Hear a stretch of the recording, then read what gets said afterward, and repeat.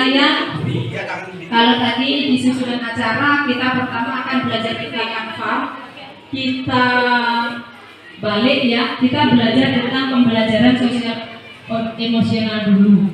Mengapa begitu? Karena ini sangat penting. Kemudian aspek apa saja yang kita pelajari ada di sini. Memahami, menghayati, dan mengelola emosi kita. Jadi di dalam pembelajaran sosial emosional ada 5 kompetensi yang harus kita pahami, harus kita lakukan. Kenapa? Ternyata pembelajaran di kelas itu sangat dipengaruhi oleh sosial emosional yang tidak mungkin namanya pikiran langsung hilang. Masih ingat? Padahal kita harus ngajar ke murid, harus fokus sama materi. Nah, terus bagaimana ini? Sebaliknya ibu tegas sama suami juga. Ketika kita menghadapi masalah di rumah, di jalan, pekerjaan lain dan lain sebagainya, kita tetap bisa fokus pada pembelajaran di sekolah. Kompetensi yang pertama yang akan kita pelajari adalah kompetensi kesadaran diri. Kesadaran diri. Apa itu kesadaran? Berbeda-beda. Otomatis tidak ada murid yang sekolah senang semua, tidak. Macam-macam. Nah, jadi ketika ada murid misal, ada murid terlambat atau ada murid yang murung, kita sebagai guru harus memiliki kesadaran sosial. Pegelak nih pas nyerenggi melolo apa? Dalam sekolah kita tidak boleh langsung negur murid seperti itu. Kita harus bisa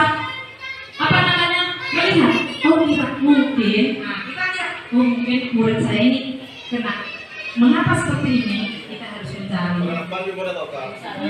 Masalahnya apa? Oh, ternyata begini. Oh, kalau ada masalah itu seperti ini. Jadi kita berusaha kemampuan berkomunikasi efektif, mengembangkan relasi hubungan yang positif dan lain sebagainya.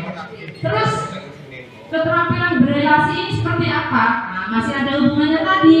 Setelah kita sadar diri, kita manage emosi kita, kemudian kita berusaha untuk memahami kenapa murid kita seperti ini. Akhirnya sampai di sini kita harus pinter berelasi. Karena apa? Kalau kita murid saya lihat, oh berarti kita harus bisa berkomunikasi dengan efektif. Tanyakan, kenapa kok seperti ini? Bu, ini teori. Memang ini teori. Makanya perlu kita buktikan sama-sama. Kalau yang membuat teori ini sudah pernah membuktikan. Jadi, Bu, kita harus pintar bertanya secara efektif ke murid, berkomunikasi yang baik dengan murid. Tanyakan apa sebabnya.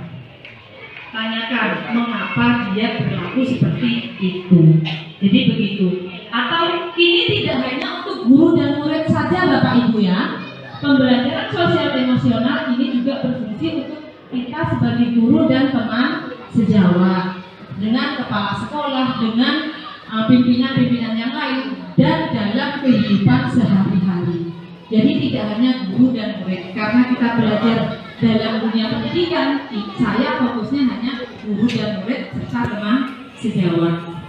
Kemudian slide berikutnya, teman sejawat itu kancah paling guru.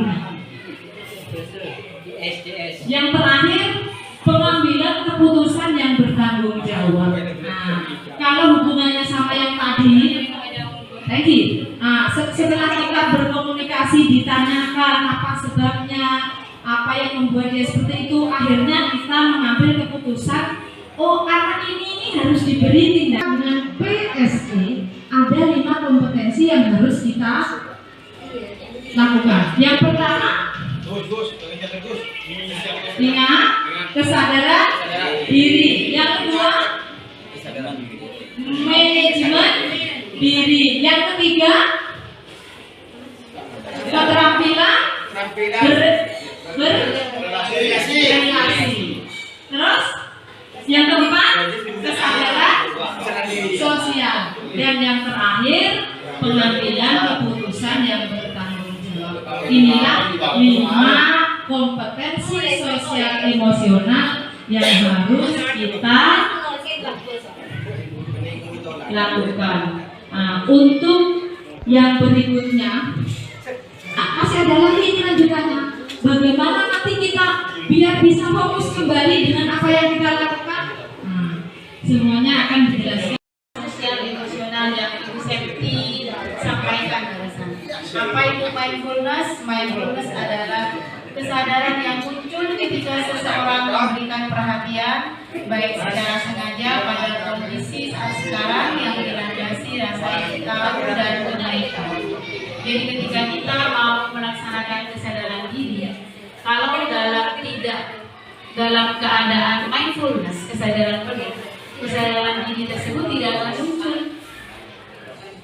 penarikan tanggung jawab, keputusan yang bertanggung jawab juga tidak akan dilakukan secara optimal jika mindfulness tersebut belum Bapak lakukan. Berarti mindfulness ini adalah fondasi, ya. Mindfulness ini adalah kesadaran penuh. Bagaimana cara praktek kesadaran penuh pada diri kita atau pada siswa kita? Terdesak keadaan dan stres, maka dia akan muncul kata-kata tidak agak membentak. Nah, ketika kita dalam keadaan seperti itu, alangkah baiknya kita melakukan mindfulness. Mindfulness kita berhenti sejenak. Setelah itu ambil nafas seperti kata Bu Septi. Nah, kemudian amati yang terjadi di sekitar kita. Bisa dengan mendengarkan musik, bisa. Contoh mindfulness seperti ini. Dan kita praktekkan bersama-sama. Langkah pertama, hentikan sejenak apa yang Anda lakukan. Lalu ambillah posisi yang nyaman, baik saat duduk ataupun berdiri, sesuai dengan kondisi yang memungkinkan bagi Anda. Duduklah dengan posisi tegak, tidak membungkuk, namun tetap rileks. Rilekskan kedua bahu kiri dan kanan. Letakkan kedua telapak tangan pada paha. Lemaskan jari-jari tangan. Rasakan tubuh bertumpu pada lantai atau tempat duduk Anda. Istirahatkanlah. Rasakan lantai yang berpijak. Rasakan tempat duduk Anda. Silakan pejamkan mata atau arahkan pandangan ke depan. Rilekskan kedua kelopak mata. Tarik nafas dalam.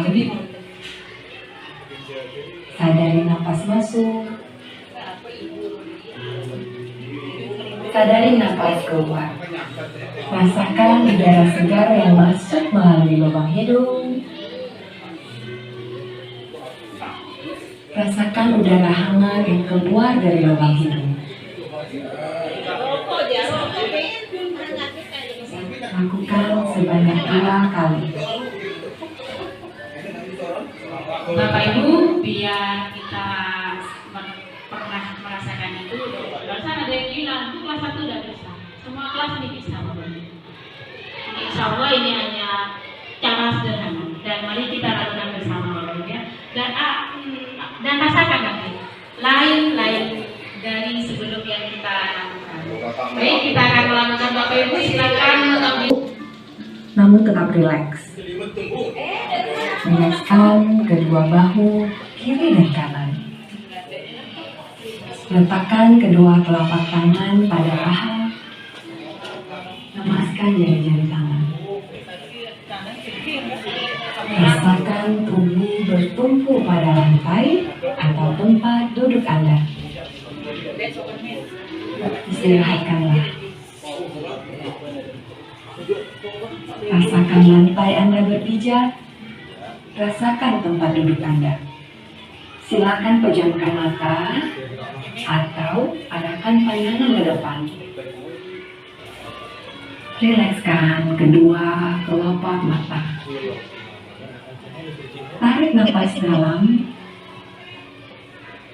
Sadari nafas masuk. Sadari nafas keluar. Rasakan udara segar yang masuk melalui lubang hidung. Rasakan udara hangat yang keluar dari lubang hidung. Lakukan sebanyak 2 kali.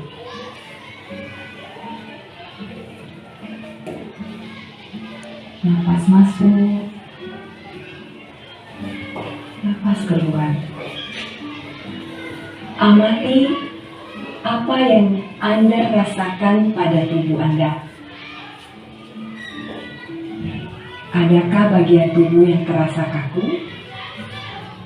Rilekskan tubuh, mulai dari otot-otot wajah, leher, punggung, bahu kiri, bahu kanan, lengan atas, pergelangan tangan, dan ke 10 jari tangan. Rilekskan otot perut, kedua belah paha, lutut, dan betis, hingga ke seluruh jari-jari kaki. Amati apa yang Anda rasakan saat perut mengembang sebelum membuang napas.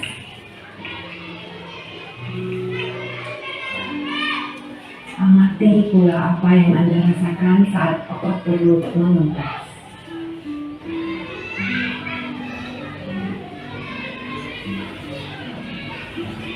Apa yang Anda pikirkan saat ini? Jika pikiran Anda mengembara pada hal lain atau terasa ngantuk, perlahan kembalikan pikiran Anda pada napas Anda. Amati napas yang terasa lebih pelan dan dalam.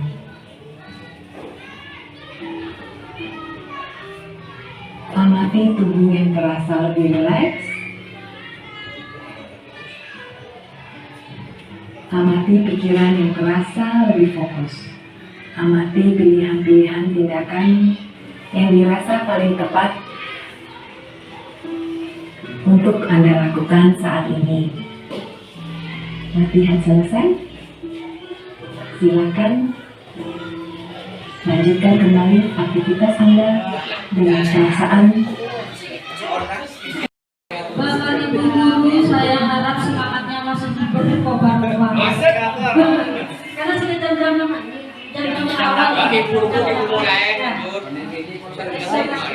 Kata-katanya hari ini tetap semangat ya. Ya, tadi sudah melaksanakan mindfulness. Saya lanjutkan bagaimana cara melaksanakan PSD itu. Di sini implementasinya, penerapannya ada 4 hal setelahnya. Yang keempat, penguatan KSD-nya pada PTK. PTK ini adalah pendidik dan tenaga pendidikan yang berada di sekolah. Saya jadi lanjut untuk pengajaran eksplisit ini memastikan siswa itu punya kesempatan yang konsisten untuk menumbuhkan, melatih, refleksi tentang KSD. KSD ini kompetensi sosial dan emosional, akronimnya KSD, dengan cara yang sesuai dan beragam budaya yang terbuka. Pengajaran eksplisit ini bisa dilakukan dalam kegiatan ekstrakurikuler dan